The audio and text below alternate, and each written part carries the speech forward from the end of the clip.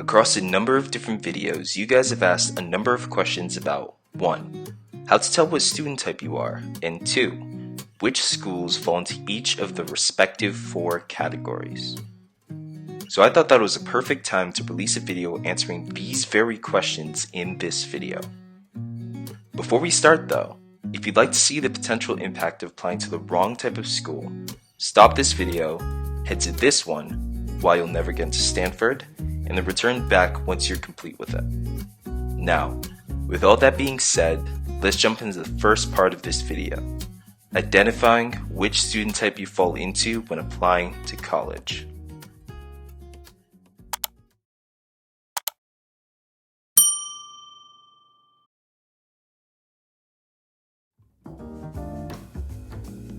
To start, a key thing a number of students often forget is that college can only learn about a student through their essays and resume.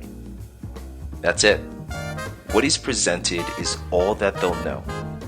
Going from this, a college assesses who a student is, whether true or not, by looking at 3 key things. 1. Their courses throughout their high school career, and most notably, the ones they excelled in and chose to pursue at a higher level. 2. Their extracurriculars throughout their high school career, and within this, especially the ones in which the student obtained leadership roles. And finally, 3. Information gathered from their college application essays, their common application essay combined with their supplemental essays. These 3 sources are where colleges get all their information, and from these 3 sources, a student is placed into one of the 5 student types.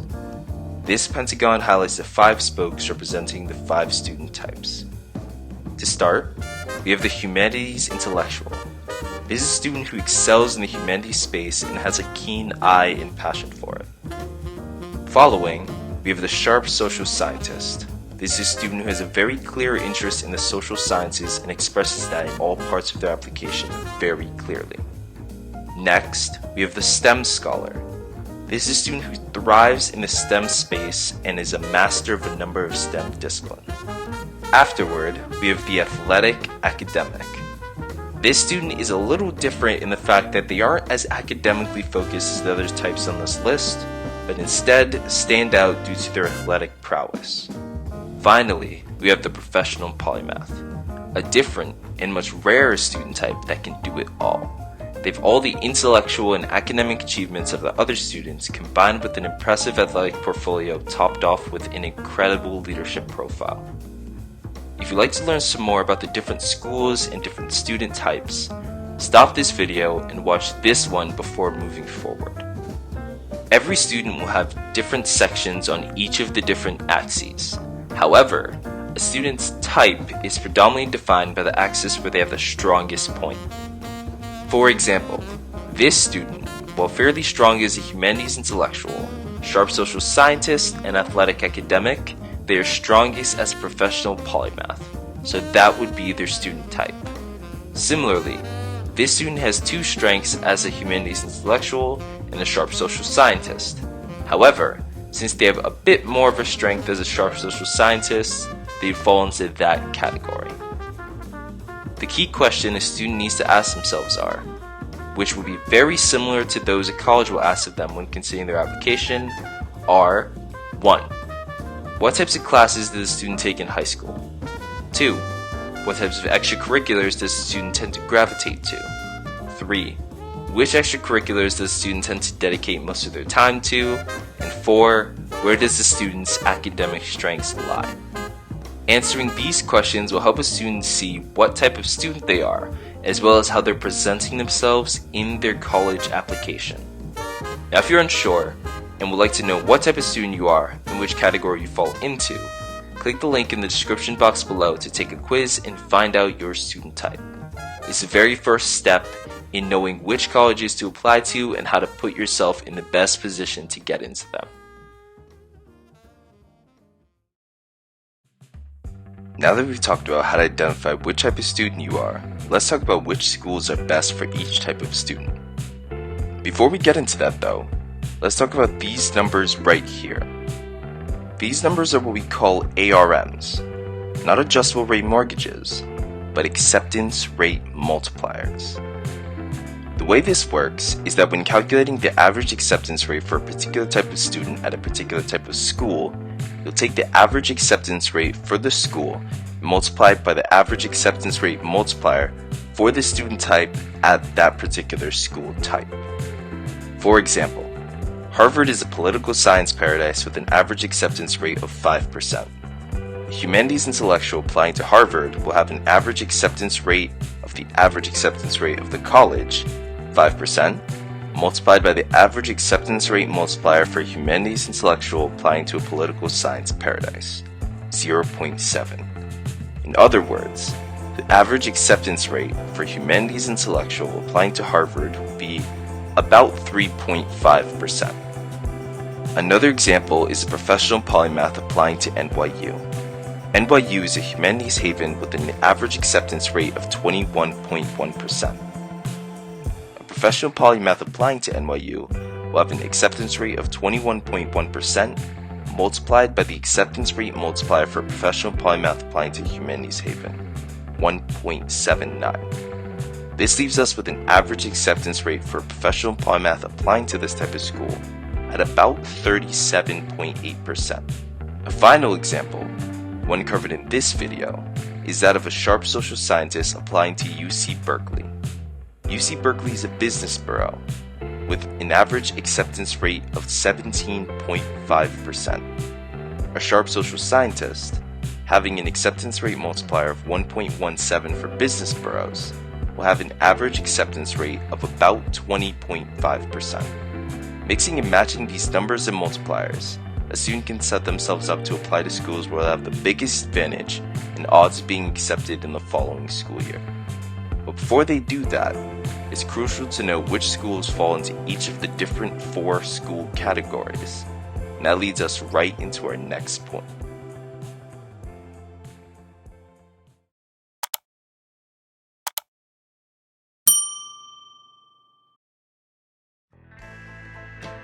This is perhaps the most common question we've been asked since releasing this video disclosing the different school and student types schools and students fall into. The question is this: is XYZ school in ABC category?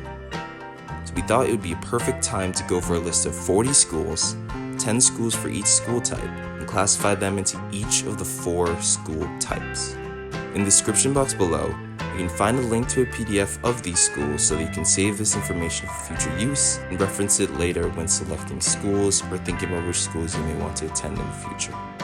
Starting with humanities havens, we have Yale University, UCLA, NYU, Amherst College, Wellesley, Wesleyan, Barnard, Colorado College, Vassar College, and Tufts University. Moving on to the technology towns, we have MIT, Stanford, Caltech, Carnegie Mellon, Columbia University, Rice University, Johns Hopkins University, Georgia Tech, Pomona College, and Washington University in St. Louis. Now looking at the social science paradises, we have Brown University, Harvard University, Princeton University, Williams College, UC Davis, the University of Chicago, Vanderbilt, Northwestern, UNC Chapel Hill, and UC Santa Barbara. And finally, the business boroughs, we have Dartmouth College, the University of Pennsylvania, Cornell University, UC Berkeley, the University of Michigan, USC, Duke University, Georgetown University, UT Austin, and Boston College.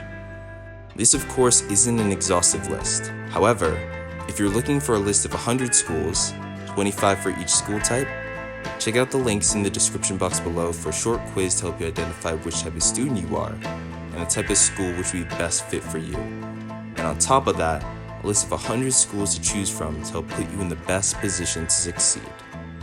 Head to the links in the description box below to pick this up after the video. Now, after discussing how to figure out what type of student you are, as well as the type of schools which would be best suited for your student type, it's important to mention how a student can change their student type to something different to give themselves better chances of getting to the school they want. About a quarter of the time, a student will simply be incompatible with the school they're hoping to go to. Their specific multiplier for their specific school will cause them to have a much harder time getting into the school they want. This is especially true for students who are humanities intellectuals. For example, a student who is a humanities intellectual applying to a school like Stanford, MIT, or Columbia will face a massive uphill battle due to their incredibly low acceptance rate multipliers for these types of schools. If you watch this video, while you'll never get into Stanford, we go into the exact details for this particular scenario and the options the student has to put themselves in the best position to get exactly what they want. When a student is faced with this particular dilemma, they have two main options. One, they can change the school they're applying to and apply to schools they are more compatible with. Or two, they can change their student type so that they're compatible with the school they're looking to attend. What we're going to do now is go over option number 2 and show some common examples and scenarios that we see pretty frequently that students can learn from in order to put themselves in the best position to succeed. The most common and extreme scenario we see is a humanities intellectual applying to a technology town. This situation occurs when a student who's a humanities intellectual applies to a school like MIT, Stanford, Carnegie Mellon, or Caltech. Looking at the acceptance rate multiplier for students applying to this type of school, it is an abysmal 0.21. In other words, using the example schools from before, if this student were applying to Stanford, they'd have an average acceptance rate of just over 1%. MIT, just over 1.5%. Carnegie Mellon, 3.8%. And Caltech, 1.4%. These are terrible odds for anyone hoping to make it into these schools. However, what happens if we change the student type slightly from being a humanities intellectual into being a sharp social scientist? Their acceptance rate multiplier is much better, 1.20, and the respective odds when applying to each of these schools is 6.5% for Stanford, just over 9% for MIT, a whopping 21% for Carnegie Mellon, and 8% for Caltech. A much different result than before. While covered in this video, a brief summary of what needs to be done to switch over from a humanities intellectual to a sharp social scientist would be the following. 1. They need to change their focus from more humanities-oriented courses and activities to more social science-based ones. For example, instead of focusing on an activity like theater, it may be a better idea to focus on an activity like History Bowl, or an activity which falls into both the humanities and social science disciplines like a newspaper club. Or, if they have strengths in both fields, they can focus on fully switching over from humanities-based clubs, classes, and extracurriculars to more social science-based ones. Then 2, changing more than just their resume, they need to change how they present themselves in their college essays as well. Here, they should highlight their passion for the social sciences, as well as their desire to influence and change the world through it. Schools love to see not only what a person values, but how they're going to use this passion and things they value to improve the world as a whole. Highlighting this in the context of a specific field, history, politics, etc., will help a school see a student as a different student type, a sharp social scientist instead of a humanities intellectual. This transition is usually the easiest to make, and thus is the first one we went over and the one we usually recommend to students of this archetype. However, there is one more transition the student can make which would have a ranging level of difficulty, but which would yield fantastic results if it can make this change. This switch would be changing their student type from a humanities intellectual to a professional polymath. Another change a humanities intellectual could make to get into a technology town is to change from a humanities intellectual to a professional polymath. This change is far more difficult than changing from a humanities intellectual to a sharp social scientist. However, it is also far more rewarding. For reference, the humanities intellectuals odds for getting into the example schools are as follows. For Stanford, we'd have an average acceptance rate of just over 1%. If they're applying to MIT, 1.5%, Carnegie Mellon, 3.8%, and finally Caltech, 1.4%. However, if they became a professional polymath, these odds would jump to 27% for Stanford, 41% for MIT, 91% for Carnegie Mellon, and 38% for Caltech. A completely different picture than before. While this change does come with a substantial benefit, it also requires a substantial change.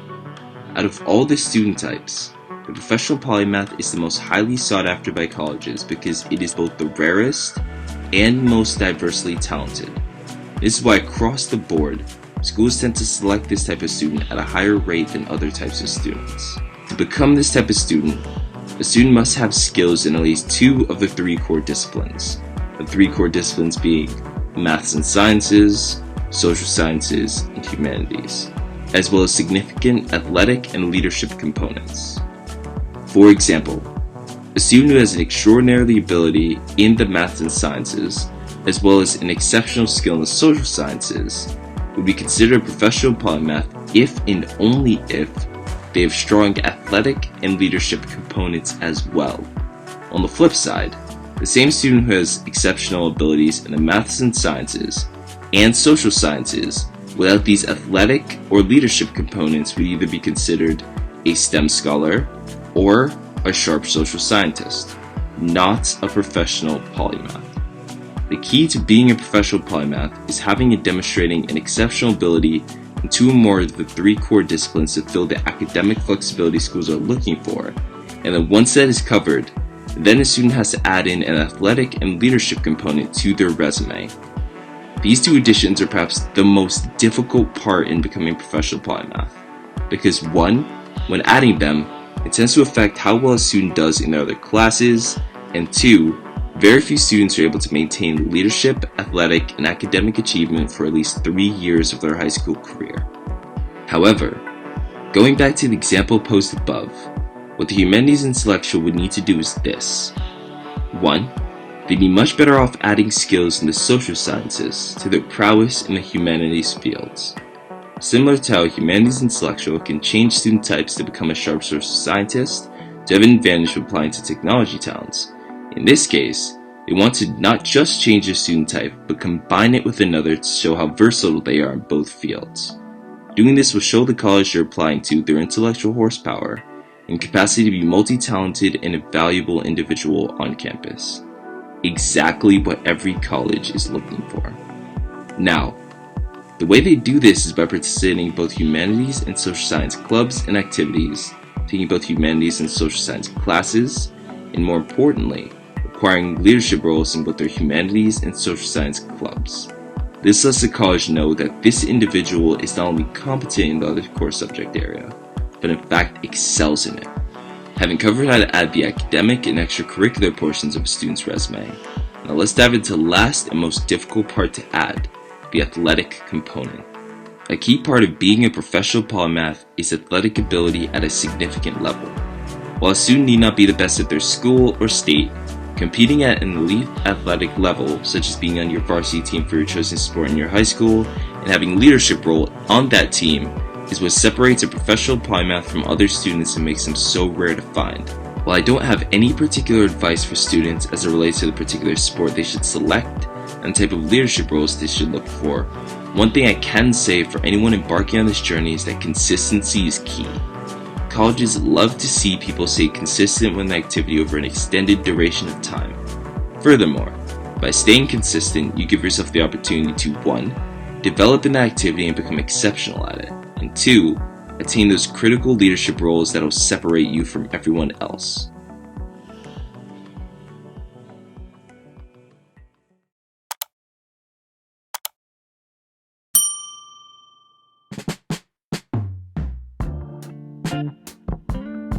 Another scenario we often encounter is when STEM scholars are trying to apply to business bureaus.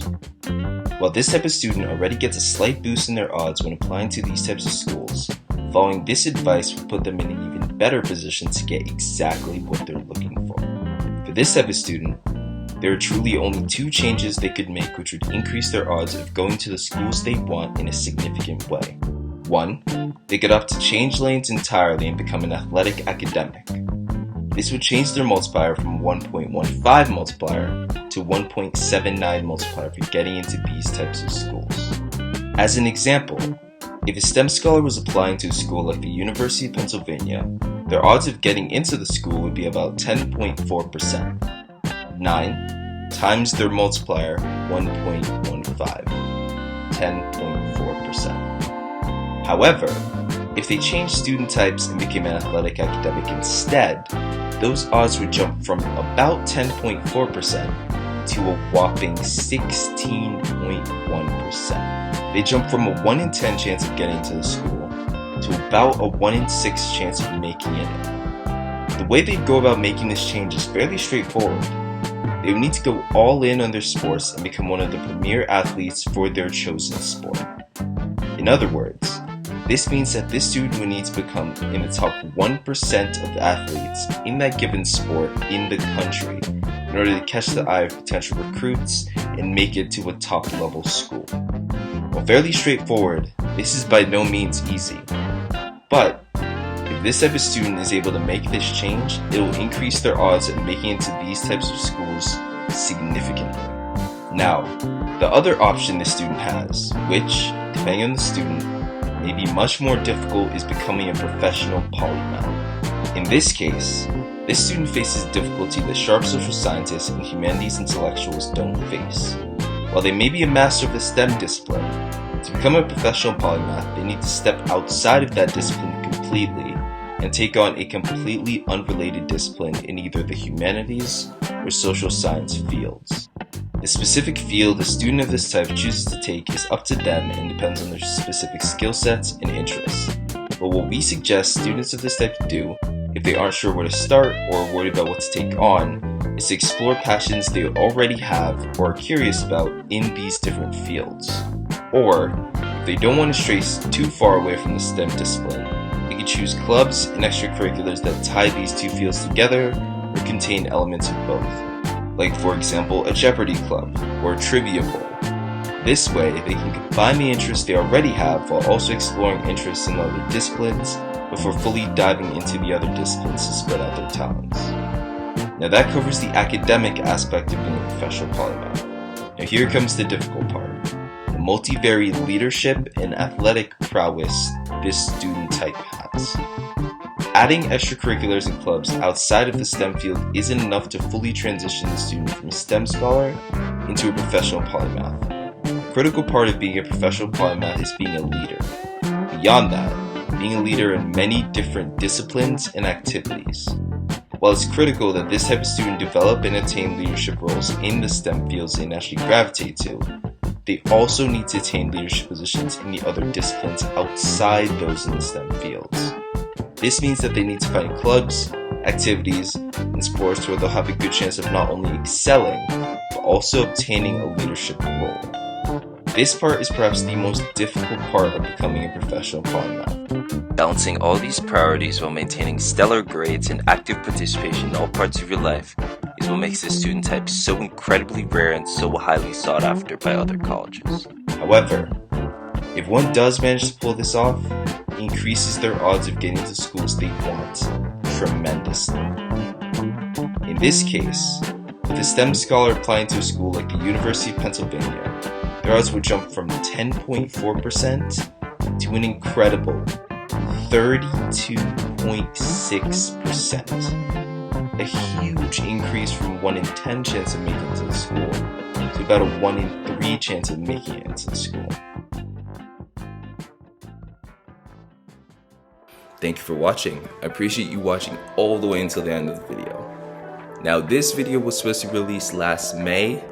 Obviously it wasn't, but thankfully we do have it out now so that people do have it for this next application season instead of the one it was supposed to be released for in the previous application season. I changed my mind with the timeline of videos to release, so it got released much later than expected, as you can tell with the not as recent data sets, but thankfully it is out now. You just have to adjust the data accordingly for this next application season. Now, one thing to look forward to and to keep in mind is that I'm going to go back to the Alt Ivies and Ivy League school playlist, the videos done on specific schools like Harvard, Brown, Dartmouth, UPenn, UC Berkeley, schools like that.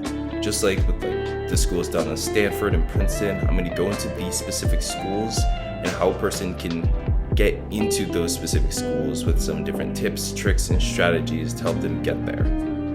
Something else to keep in mind is that we have our 500 subscriber special approaching, and as we get closer and closer to that 500 number, I'll be talking about it more in a community tab, but I'll release a little link to a raffle to enter the drawing to get those 5 free ebooks I mentioned in the community tab for that subscriber special as a reward for being a loyal subscriber and watching these videos. So keep those two in mind. I do appreciate you watching until the end, and I'll see you soon. Take care.